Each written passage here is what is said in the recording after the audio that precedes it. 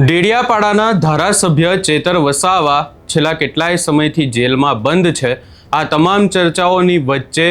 આજે ચેતર વસાવાના કેસને લઈને ખાસ કરીને ચેતર વસાવાની સાથે જે અન્ય ખેડૂતો જેલમાં છે એમના જે જામીન, એમના પત્નીના જામીનને લઈને આજે કોર્ટમાં સુનાવણીની તારીખ છે અને ખાસ કરીને આજે સુનાવણી થશે કે નહીં એને લઈને વિગતે ચર્ચા કરીશું। નમસ્કાર, હું છું ઉજ્જવલ અને આપ જોઈ રહ્યા છો નિર્ભય ન્યૂઝ।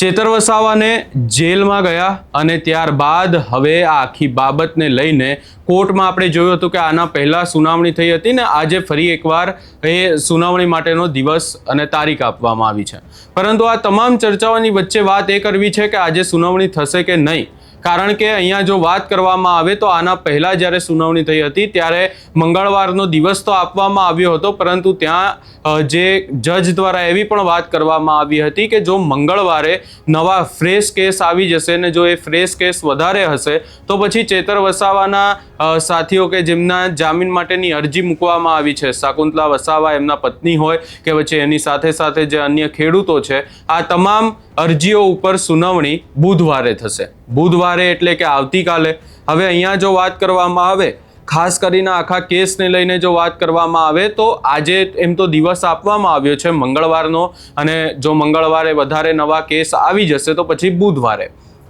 હવે અહીંયા આજે સુનાવણી થશે કે નહીં એને લઈને જો ચર્ચા કરવા જઈએ તો હવે આખી બાબત હાઈકોર્ટ ઉપર જતી રહી છે। જો હાઈકોર્ટમાં નવા ફ્રેશ કેસ આવી ગયા તો પછી ચેતર વસાવાના કેસને લઈને આવતીકાલે સુનાવણી થશે। અહીંયા જો વધુમાં ચર્ચા કરવા જઈએ ખાસ કરીને હવે ચેતર વસાવાના કેસને લઈને આમ આદમી પાર્ટી પણ લડી લેવાના મૂડમાં છે, કારણ કે આપણે જોયું કે જે રીતે હવે નવો અભિયાન શરૂ કરવામાં આવ્યો છે, સહી અભિયાન, અને આખા પૂર્વી પટ્ટીના વિસ્તારોમાં સહી અભિયાન હાથ ધરવામાં આવશે એવી પણ વાત કરવામાં આવી છે। 1 લાખથી વધુ લોકોના સહી કરાવી અને આખો જે એક પત્ર છે એ રાષ્ટ્રપતિને મોકલવામાં આવશે એવી પણ વાત કરવામાં આવી રહી છે। બીજી તરફ આદિવાસી સમાજ પણ ચેતર વસાવાને લઈને મેદાને છે, પરંતુ અહીંયા સવાલ એ પણ ઊભો થઈ રહ્યો છે કે ચેતર વસાવાના આખા કેસમાં થઈ શું રહ્યું છે, કારણ કે આમ તો જો જોવા જઈએ તો આટલા દિવસો થઈ ગયા હોય, 2 વર્ષથી વધારેની સજા જો કોઈને પડી ગઈ હોય અને તે જો કોઈ પદ ઉપર હોય તો પછી એમનું પદ રદ થઈ જતું હોય છે, પરંતુ ચેતર વસાવાને લઈને આવી કોઈ પણ વાત હજી સુધી તંત્ર દ્વારા નથી કરવામાં આવી।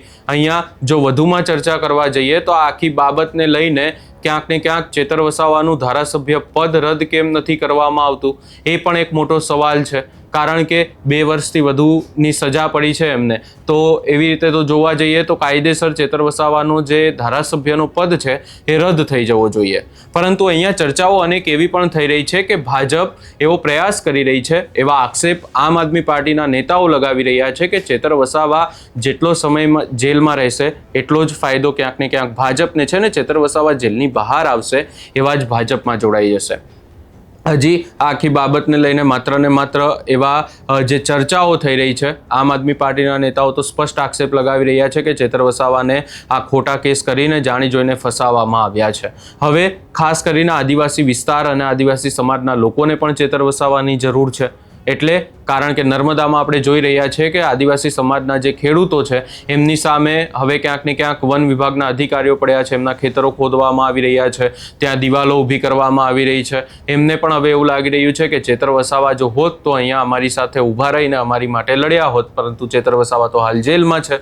એટલે ચેતર વસાવા ક્યારે જેલમાંથી બહાર આવશે એક સૌથી મોટો સવાલ છે, કારણ કે હવે આદિવાસી વિસ્તારનું પણ રાજકારણ ગરમાઈ ગયું છે ને એની સાથે સાથે આમ આદમી પાર્ટીના નેતાઓએ પણ હવે એડી ચોટીનો જોર લગાવી દીધો છે કે કંઈ પણ કરીને ચેતર વસાવાને તો જેલની બહાર લાવવા પડશે। આ સમગ્ર બાબતે તમારો શું અભિપ્રાય છે એ અમને કમેન્ટ કરી જરૂર જણાવશો ને અમારી ચેનલ નિર્ભય ન્યૂઝને